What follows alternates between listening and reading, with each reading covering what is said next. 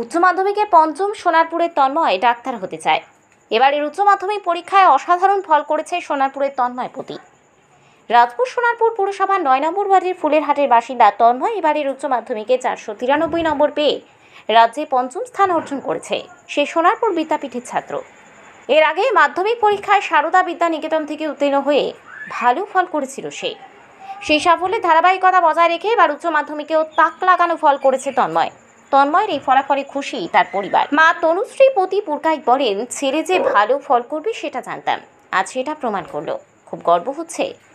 তন্ময় বলে, সে ইতিমধ্যে নিট ও জেইই পরীক্ষা দিয়েছে। ভবিষ্যৎ নির্ভর করছে এই পরীক্ষার ফলাফলের উপর। তবে তার প্রথম লক্ষ্য ডাক্তার হওয়া। সুযোগ না মিলে ইঞ্জিনিয়ারিং নিয়ে পড়ার ইচ্ছাও রয়েছে। তন্ময়ের এই কৃতিত্বে শুভেচ্ছায় ভাসছে তার পরিবার ও পাড়া।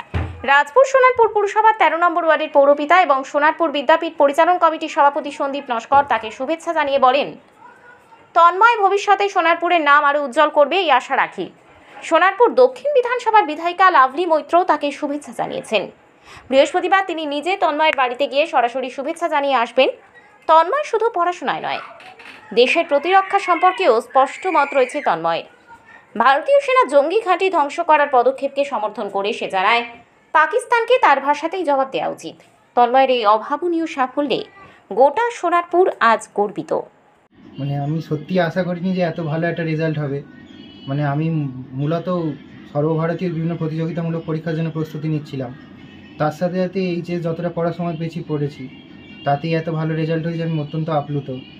আমার মা বাবার অবদান বা আমার স্কুলের শিক্ষক, আমার গৃহ শিক্ষকদের সাহায্য ছাড়া এটা কখনোই সম্ভব ছিল না। তাই খুব খুশি এখন আমি। এটাই একটাই কথা বলতে চাই, পাকিস্তানকে একমাত্র তাদের নিজেদের ভাষায় বোঝানো সম্ভব। এরকম একটা নৃশংস ধর্মভিত্তিক আক্রমণের জন্য তাদের যেরকম পরিণাম হওয়া উচিত ছিল, তাদের সেরকম পরিণামই হয়েছে। এর পরবর্তীকালে তারা যদি আবার এরকম কাজ করে, তাহলে ভারত আবারও একই রকম শাস্তি তাদের দেবে, এটা তাদের মনে রাখা উচিত। তোমার নাম? আমার নাম তন্ময় পতি। তোমার প্রাপ্ত নম্বর? আমার প্রাপ্ত নম্বর হচ্ছে 493। তুমি আগামী দিনে কি হতে চাও? আপাতত ডাক্তারি এবং ইঞ্জিনিয়ারিং উভয় পরীক্ষায় আমি দিয়েছি। এবার যেটাই ভালো হবে এবং নিজের কেরিয়ারের জন্য ভালো মনে করবো সেটাই হবে। সারাদিনে কতক্ষণ পড়াশোনা করতে? সারাদিনে আমার খুব একটা নির্দিষ্ট কোনো সময় ছিল না, তবে কোনো দিন বেশি মনে হলে 12, 13, 14 ঘন্টাও পড়তাম। আবার কোনো দিন সময় বেশি না হলে 7, 8 ঘন্টাও পড়েছি। নিজের সময়টাকে ম্যানেজ করাটাই মূল কথা ছিল। পড়াশোনার পাশাপাশি আর কি কি করতে ভালোবাসো?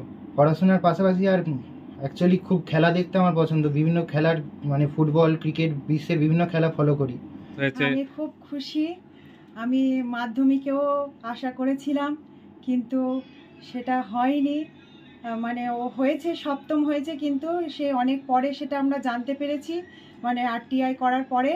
কিন্তু এমনি প্রথম ওর এই রেজাল্টটা আমরা সাফল্যটা উদযাপন করতে পারিনি। কিন্তু আমি জানি যে আমার ছেলে কিছু একটা হবে, আশা ছিল মনে, কিন্তু সেই সাহসটা ছিল না যে এইভাবে এত আনন্দের সাথে যে এটা প্রকাশ করতে পারবো, যে এটা ভেবে উঠতে পারিনি।